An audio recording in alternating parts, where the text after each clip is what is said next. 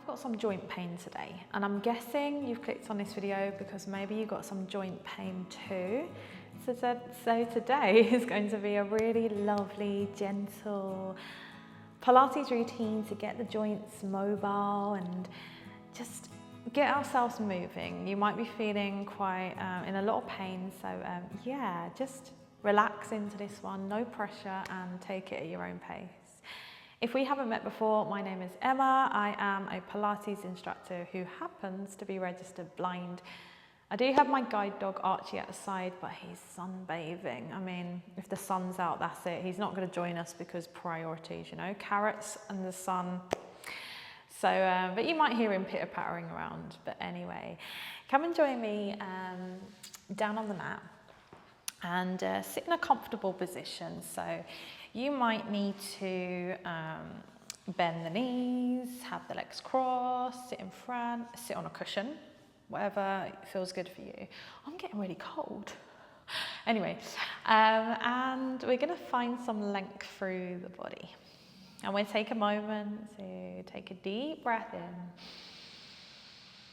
and breathe out. Maybe gently, just a little bit, pulling those abdominals in, but we don't have to be so pulled in. Just take it at your own pace. It's a really gentle one today. And just keep breathing in through the nose, out through the mouth, as wide and full as you can into that rib cage. So sometimes the breathing is what can trigger pain. If we're taking shorter breaths and we're getting a little bit flustered and we're in that pain, we're feeling that pain, we take shorter deep breaths in and out. And that can really affect the pain that we're feeling. So it's really important we take a moment to do some calm breathing, and that can really help get that oxygen around the body and really help your joints and take away some of that pain. We feel like we can maybe manage it a little bit more. When you're ready, you might want to keep your eyes closed for a little longer or blink them open, but interlace your fingers together if you can, and wrap the pads of the fingers so they tap onto the bones of the back of the hand, and cross your thumbs over. Bring the palms together if you can, and just simply start to circle the wrists and the hands around. I've got a really clicky side today on one side, and then go back the other way. And just notice maybe if there's one way you can circle more than the other. You know, is there one wrist that's clickier than the other? These can be really nice as well if you're working at a desk. If you have arthritis in the hands, the fingers, just to get them moving is really, really good. And then open the hands out and just simply squeeze the hands into a fist and then open them out. I like how I did that. Open them out as wide as you can, and then squeeze in and open out. And just allow the hands to be as small as they can go and then as wide. This is really nice for the fingers. Opening and closing. Let's add a little bit through the arms as well. So make that open and close a bit quicker. Open, close, open, close. Like you're flicking water across the room. Have your arms by your side and start to lift them all the way up towards the ears, all the way up to the sky as you open, close along the way. And then we'll let the arms drop by our side as we continue to open and close the hands. And you may find the hands get a little tired, so you can always stop, but this is really good for not only mobility through the hands, keep lifting and lowering the arms by the way, but also it's great to strengthen up the hands, the wrists, up the forearms as well. And that can help with pain too, of course, strengthening. Just do that one last time. We lift the arms all the way up, open, close, and then all the way down, open, close. Good. And then when you're ready, shake the arms out, the wrists, give the shoulders a little roll. And I just want to do a little extension before we come down to the mat. So bring your legs in front of you. I might turn to the side so you can see me. And ground your feet down into the mat so the soles of the feet are in the mat. Your knees are bent in line with your hip bones. And you're going to wrap the hands around the back of the leg. Sit nice and tall for me. When you're ready, take a deep breath in and see if you can pull the arms, or like you're trying to pull your legs towards you, but they don't leave the mat. And see if you can lift your chest. We're not dropping the head back. This is just a lift of the chest. And lower the chest down. Come back to just a lengthened spine.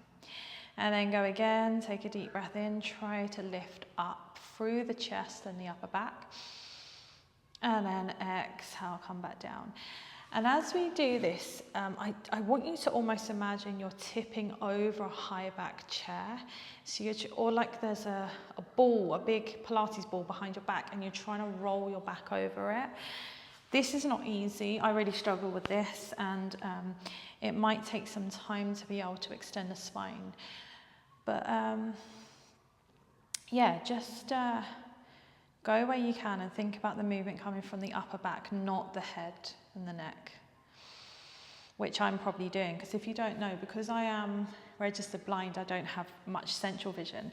I tilt my head up a little more than the average person because I can't see in the middle. So if I look slightly to the side or up, I can see better. So I naturally lift my head higher, which is not great, but anyway. From here, roll yourself all the way down onto your back. That worked quite well, didn't it? Straight down onto the back now. God, I'm surprised as if I haven't planned this video. Gosh, anyway. Nice smooth transition is always nice. Okay, let's let the back of the head and the shoulders rest down to the mat. The feet haven't changed, the legs haven't changed. They're still, I'd say, about a foot away from you or two, and the feet are grounded. Hip bones are nice and level, knees are bent in line with the hips. Just let the back of the head and the shoulders settle. And you should have this little gap underneath your lower back and the back of your neck. No extreme arching. Let your hands rest onto your pelvis. Let your pelvis be nice and steady as you roll onto the outside of your right foot, and let the knee open to the side without the pelvis moving, and then pull the leg back in and go to the other side. We roll onto the outside of the foot, let the knee open, and then squeeze back in, and just keep going from side to side. And what sometimes I notice happening is that people will swivel the whole foot out to the side. Your toes stay facing forwards. Your ankle doesn't actually, or the foot doesn't actually swivel to the side. It just rolls to allow the knee to open. So make sure the foot isn't turning out, as in the toes, the whole foot rotating. Does that make sense? I hope so. Good. Let your legs settle back in the middle. Just hold it here for a moment. Let your arms reach by your side and drift your arms above your head. Now, if there's pain here, it might feel uncomfortable. So you just take your arms back where you can. If you can take them all the way back by the side of your ears, and do. And then draw a big circle out to the side, all the way around. Your arms are back by your side, and we go again. We lift the arms up. We don't let our rib cage flare. We don't let our lower back open. We don't let our legs move, and we draw this big circle. And then go back the other way. So open the arms out to the side. Let them run along the floor. See if you can lift the arms all the way up by the side of your ears, and then let the arms drift over your head, back by your side. And then go again, open the arms out, lift them up. Reach them up towards the ceiling and back over your head. And then let the hands settle back onto your pelvis. From here, we're going to lift our right leg to tabletop. So that is where the knee is stacked on top of the hip, the shin is parallel to the ceiling. Give me little circles here. So I want this movement to come right from the hip socket. The actual pelvis doesn't move. It's not coming from the knee, right into that hip socket. I want you to feel this and see, maybe you can make those circles bigger, maybe they need to be smaller, but try to keep your pelvis nice and steady. And then go back the other way. So this is really nice to get into the hip, bit of mobility, a little bit of strength, and I'm getting clicks in my hip on this side. And then stop with the leg in tabletop. Can you keep it there? As you now lift the arms back up by the side of the ears and give me 3 big circles here without letting anything else move. So you're trying to draw these circles while the leg stays nice and steady. Pulling the abs slightly in, so we are working into those abdominals just a little. Well, we're working the abdominals to stay stable. I mean, we don't want to feel it intensely, but yeah. And then when you're ready, bring the arms back by your side. From here, can you straighten your leg out like you're pushing something away from you? And then draw the knee into your chest. We go again, we push something away from us. We're holding our pelvis, nothing else is moving. And we pull back in. One more time for me. We're going to reach out. So really nice for the knees. Also great to do with a resistance band around the bottom of your foot, holding into your hands if you have one. And then place that foot down. Let's do everything on the other leg. So we're going to float the other leg up to tabletop, shin parallel to the ceiling. Hold onto your pelvis and start to draw little circles. So you might notice that one side feels different to the other. I know for me, on my left, I feel like my pelvis is trying to pull to the side. And it's like I've got to work extra hard to pull it back. Let's go back the other way. And yeah, I know I have to work a little harder this side to stay steady. Widen full into the rib cage. And then stop where the shin is parallel to the ceiling again. And we draw those big circles. Arms reach by your side. They go up and over the head. You sweep your arms all the way around and you find that stillness. So gently working into those abdominals. We're back working into the shoulders as well. Leg might start to get a little achy here. So if you need to rest it down, that's okay. One last time for me. Lift and reach the arms all the way back around, back onto the pelvis. From here, we do that same thing. We push the leg away to about the height of the bent leg, and then we hug the knee in. Again, you can always add a resistance band around the bottom of the foot, and this is really nice for the knee and the hips. And the slower you go, especially if you've got that resistance band on, we don't want to spring into it. So the slower you go with this one, the better. Good. From there, hug the knee in, place it down, and maybe just let the feet come together and knees open and just have a little release. I don't even know where my camera is. There. Well, I can kind of see the table, but anyway. One last one. Bring your feet a little closer in. Actually, I've got 2. Bring your feet a little closer in and squeeze the legs together. Open the arms out to the side into this lovely aeroplane. The back of the hands are melting into the mat. And then we're going to do what we did before, where we roll onto the outside of the foot, but both feet are going to go this time. So we let the whole lower body twist to the side. We let the knees drop. The knees stay in line with one another, and we feel the opposite rib cage and the opposite arm anchoring us back down the other way. We roll back to center and we go to the other side. So we roll onto the outside of the other foot. We let the pelvis lead, so the legs are just following. We feel the other side of the body anchoring down. We come back to center and we go to the other side. So the upper body isn't moving. The back of the hands are out to the side on the mat, the back of the head. It's just from the waist down where we are rotating. And this is a really nice, gentle one for the spine. It's great for the waist as well. It's so important that we move our spine in every direction possible, if we're able to, of course. And then we come back to center. Okay, so the feet should be roughly underneath the heels. Have your feet so they're separated again, so they're about a fist distance apart, and let the hands rest on the pelvis. Last little one, really nice. This is going to combine everything. We work the knees, we're going to work into the legs, the glutes, the spine, the abs, everything. Hands rest onto the pelvis. We're gonna roll our back so it's flat into the mat. Tilt the pelvis in and close the gap between the hip bones and the ribs. Let the back of the head and the shoulders rest on the mat. And then release. We got Archie joining us. Hi, is it time to go, is it?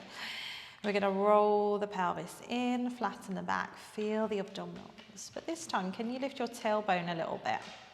Try to relax your glutes and your legs at this moment and just let the abdominals do the work. And then roll back down through the spine. So it's like a sticker peeling off. So we tilt the hips in, we flatten the back, we roll the hips in as we lift our tailbone, and maybe we peel our lower back and the middle back slightly off of the mat this time as well. Ground into the feet, don't let the knees open, and then roll back down bone by bone. Find that flat back, let the tailbone settle, come back to a natural curve. Let's go just a couple more times. We flatten the back. Maybe we can peel up again a little bit more until the weight is across the back of the shoulders, the rib cage. If you're a little lower, pushing the hips up towards the ceiling. And then we roll down bone by bone, like we're unraveling a Pilates mat when it unravels bit by bit. And we come back to a natural curve. And we go one last time, we roll the hips in, we peel like a sticker all the way up into our lovely bridge. We let the glutes work, the hips open, and then we slowly roll all the way down bone by bone. We hug the knees into our chest. Hold behind the back of the legs if there's knee pain. And just have a little rock from side to side. Back and forth, giving your back a little massage. Maybe circle the legs away from one another in one direction, like butterfly wings, opening and closing. And then maybe go back the other way and notice how the hip bones are feeling. Hopefully there's some release in your hips, your knees, wherever the pain was. And then let the legs drop down to the floor. Come into a full body stretch, reaching from your fingertips all the way down to your toes. Giving the ankles, the wrists a little rotate round one way. The other, maybe pointing and flexing the feet, the wrists, getting out any last little clicks. And then bring yourself all the way up to seated in your own time. And hopefully you feel the difference and you feel like, I don't know, you're a little bit more mobile, there's not as much joint pain and you're more relaxed. If you enjoyed it, please do give this video a thumbs up, subscribe if you haven't already. I'm freezing, so I'm gonna go grab a jumper, wrap up a little bit now. And yeah, if you haven't yet tried it, try my post-Pilates calm breathing. I'll leave it on screen. But yeah, enjoy the rest of your day otherwise, and I'll see you next week for another one. Take care, bye.